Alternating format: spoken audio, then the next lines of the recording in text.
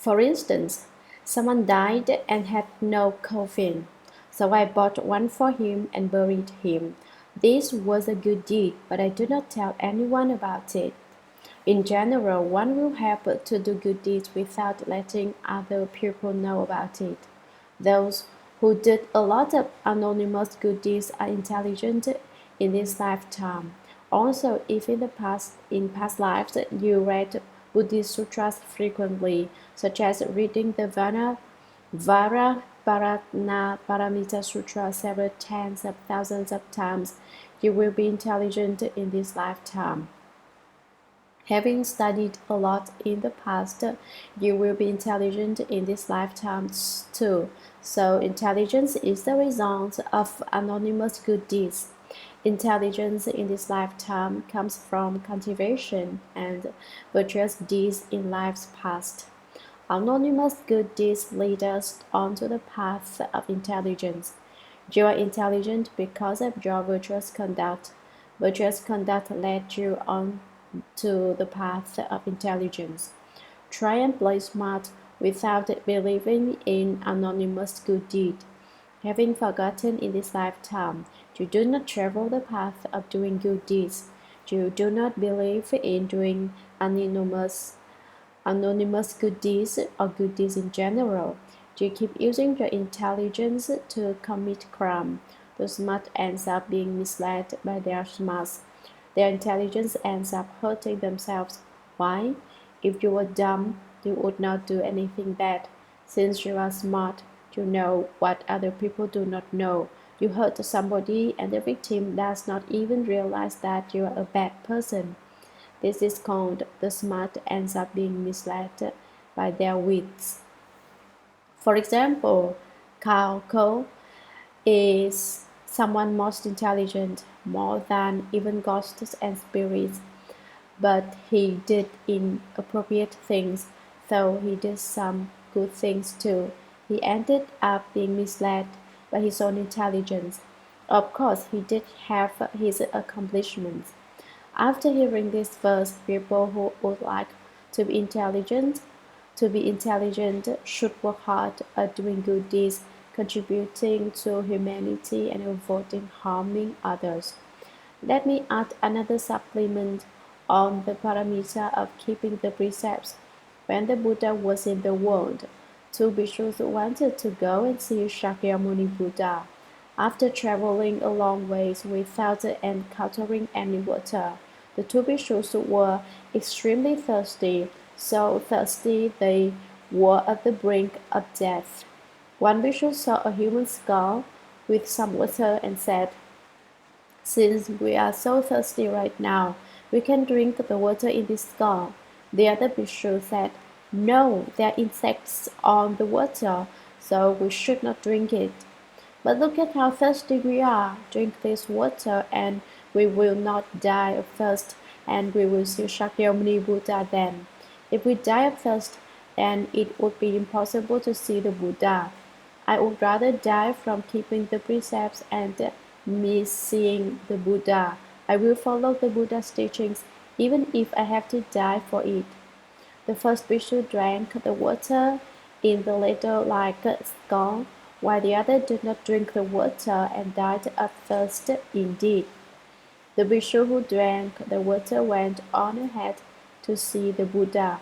When he got there, he asked the Buddha, "There were two of us who were extremely thirsty about halfway along the journey. We saw a human skull with water, and I drank the water so that I did not have to die, so that I may come to visit the Buddha. My fellow cultivator was willing to die of thirst than drink any water because of the insects in the water. He would violate the precepts if he drank it. I drank the water and did not die. He did not drink the water and died of thirst. I get to see the Buddha." Shakyamuni Buddha said, "You thought he died of thirst? Since that bhikshu kept the precepts, I made it so that he got to see me first. He is already here, listening to my Dharma talks. Although keeping the precepts is extremely difficult, I understand his sincerity. Although you get to see me, you do not uphold the precepts, so you are not so sincere. He has already become enlightened and certified to the fruition, but you still have to cultivate over time. This tells us how we must be sincere in doing the six paramitas of precepts, patience, giving, vigor, dhyana, samadhi, and wisdom, as well as the mind that conducts. Insincere, we are casual and will not accord with the Buddha Dharma. We must do what is true. So, guard the mouth and gather in thoughts, make no bodily transgressions, never distress a sentient being, stay far removed from unsuccessful asceticism. Practitioners like these save the world. This four-line gather is something that monks and nuns should always remember. Act according to this gather. It is extremely important to keep the precepts. Do not be casual about it. Be a little bit casual and you miss the target. So, cultivation requires sincerity and down-to-earth steps. Do not float along. Do not do it honestly. There was a sound of compassion. Kindness can bestow joy, while compassion can uproot suffering. All beings hear this voice of Shakyamuni Buddha and leave suffering and attain bliss, liberated from birth and death. The sound of joyous giving. Joyously give. Kindness and compassion, joy and giving are the four boundless qualities of the mind. We must be delighted when we give. Do not regret it after we give, for that would not be delight. Shakyamuni Buddhas uttered this sound of joyous giving so that all beings heard it and wished to give happily. The sound of liberation. Liberation is a type of true freedom, unrestrained and unbounded. From what are we liberated? We are liberated from the suffering and afflictions of birth and death in the six paths of transmigration. Once upon a time, a monk requested a prominent Sangha member to speak the Dharma. He asked, "Senior monk, how can we become liberated?" This prominent monk said, "Who tied you up?" The listening monk became enlightened instantaneously. "No one tied me up, I tied myself up." We are naturally liberated if we do not tie ourselves up. What does it mean by tying ourselves up? Here is where we should think things over. We are not at ease because there are things we do not see through and cannot let go. Are at ease, we are liberated.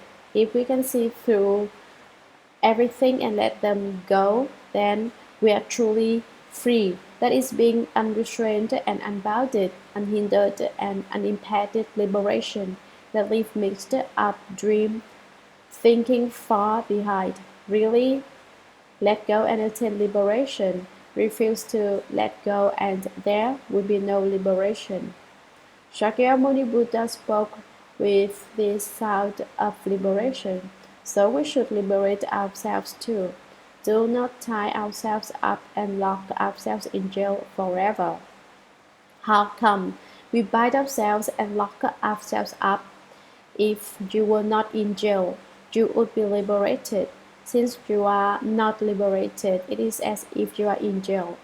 You are not free to go east when you want to. You are not free to go west when you want to. You are not free to go south when you want to. You are not free to go north when you want to. Freedom does not come from this stinking skin bag, but this inherent nature. An inherent nature that enjoys freedom may live if one wants, die if one wants to, at any time. One may die disease-free, one simply sits there and dies. This is true freedom. At that point, birth and death is not up to fate, but up to me. I may become born if I want to. I may die if I want to. I may live until I am 100, 1,000, 10,000. I may not want to become born. Then I can always stay at our original home. When I want to live in this house, I live in this house. When I do not want to live in this house, I can move at any time. There are two explanations as to why you might want to live in this house. Your consciousness, which is yin, is free. It may travel to Europe, to New York, Australia, or anywhere.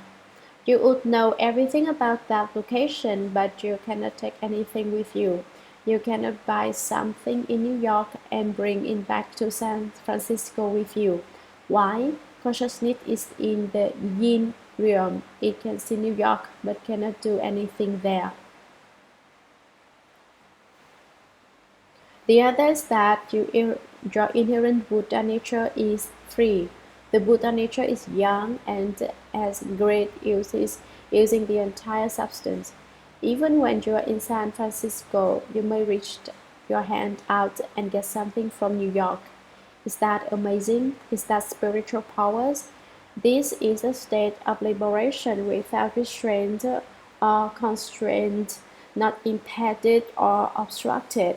One chichiliocosm, for instance, can be as close as if it were in the same room. You can accomplish anything you want in the world. This is the young Buddha nature. If you are liberated and free, then you will experience this kind of state. People with such states do not easily reveal themselves. Do not try to make me buy some German product for you because I can do it with my spiritual powers. This is forbidden. When the Buddha was in the world, he told all of his disciples not to use their spiritual powers.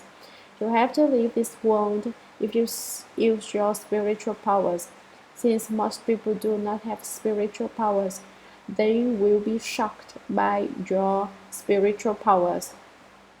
In short, when you can do things as you wish, that is in the yang realm. When there are things you cannot do, that is in the yin realm and a function of the consciousness. Every one of us must be clear about this. The sound of no outflows. What are no outflows? It is no ignorance. Without ignorance, there is no outflow. With even just a bit of ignorance, you cannot be free of outflow.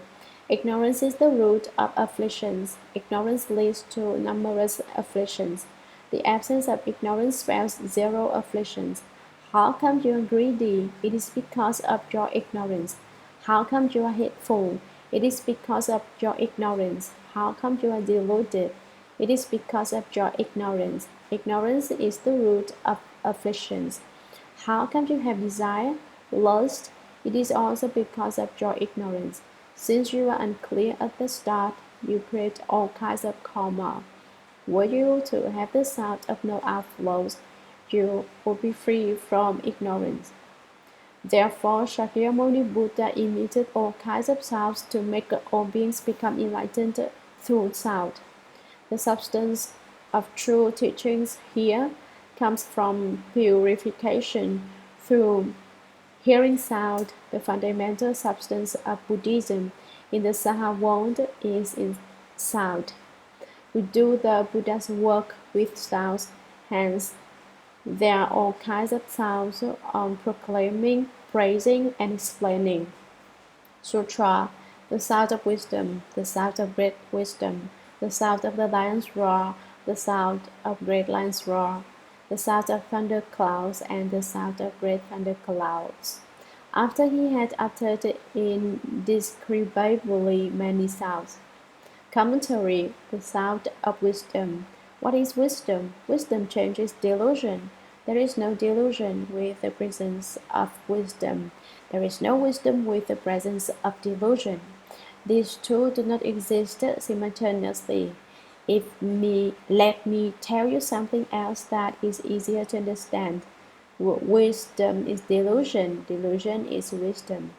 Some say, I must wise because I am deluded now.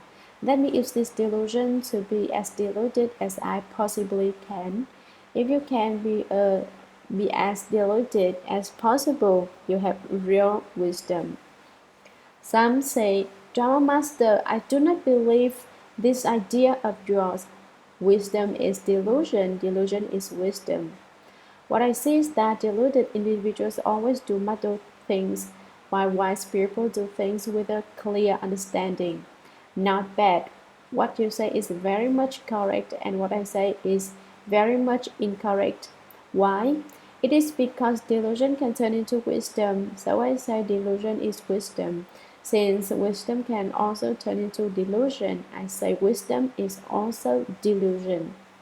A few days ago, when I talked about intelligence results from anonymous good deeds, I made this principle very clear already. But I am bringing it out again. How come you would not be deluded if you were wise? It is because the wise people have real wisdom and have reached real liberation. How is that? Wise individuals do not do muddled things. If you are deluded, you always do muddled things and avoid intelligent things. Deluded individuals are not free and are pervasive. Wise individuals are not passive. They have real will and wisdom. Regardless of what comes, they recognize the situation and proceed if it is a good thing to do, and do not proceed if it is not a good thing to do. They have true judgment and true ability to select the right dharmas. Deluded individuals do not. They will do them even though they know something is clearly wrong. For instance, we know that gambling is something bad, but they think that they may have a chance in a million at winning and getting rich. This one thought of ignorance and greed led them to wish for Christ, for riches. They end up losing all their assets. They still do not wake up after they lose all that. They think, I'm just one step away from winning and getting rich. For example, a dollar something buys you 8 numbers on a lotto ticket. If you select the matching set, you will win millions. But you lost by one number, so you buy again, thinking will win for sure. Is that delusion? If gamblers can all win, then casinos will not make any profit. Some people smoke opium. Some people say opium is a drug that is harmful, but deluded individuals will try it. They try it once and they do not feel that they got anything out of it, so they try it once more, twice more, 3 times, 4 times, again and again. Once they experiment with it, they become addicts. They cannot do without it by then. Is that delusion?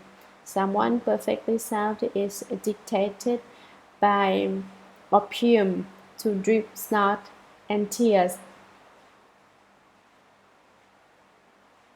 One is comfortable all over, so one has to get more money to buy this stuff to support oneself. Delusion made you not free. How come you are not free? Opium smokers believe smoking opium is a form of freedom and enjoy it. But is it freedom when you are not smoking it and crave it? Everything else is the same. Doing something that you should not do is delusion and not wisdom. You will not be messed up. If you are wise, you ought not do what you should not do. The sound of great wisdom. Extremely wise individuals see straight to the bottom of things and do not discover problems only when things go wrong. They can forecast whether they can do something or not. Perhaps the result will be unfavorable. If they act with great knowledge and great wisdom, they avoid doing muddled things. What is great knowledge and great wisdom? Investigating the Buddha Dharma is great knowledge and great wisdom. Only people who investigate the Buddha Dharma can be truly free, which is great wisdom. The sound of the lion's roar. Lions are the king of the jungle. His roar frightens all the animals so that they cannot stand straight and are not prepared to run. Even ferocious wild beasts such as tigers and wolves are at a loss due to fear. All the beasts hear his roars and their heads split open. They are frightened dumb. The sound of the great lion's roar. An average lion's roar is severe enough. Now imagine how the sound of the great lion's roar may be heard far and wide. The sound of thunderclouds sounds like thunderbolts in the clouds, and the sound of great thunderclouds. This sound of thunder is even greater than the average sound, meaning that the Buddha Dharma is like a great cloud in the sky that universally shines upon the great earth, providing shade everywhere. When thunder bolts, it is heard everywhere around the world, symbolizing how the Buddha Dharma reaches all beings pervasively. Beings pervasively. Rain will pour with clouds and thunder. Rain symbolizes the Buddha Dharma universally nourishing all beings' faculties, so that everyone is nurtured by the rain of Dharma.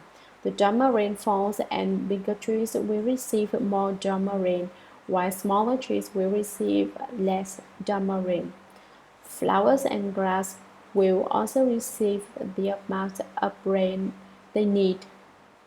The Buddha Dharma is the same way. Living beings receive according to their needs.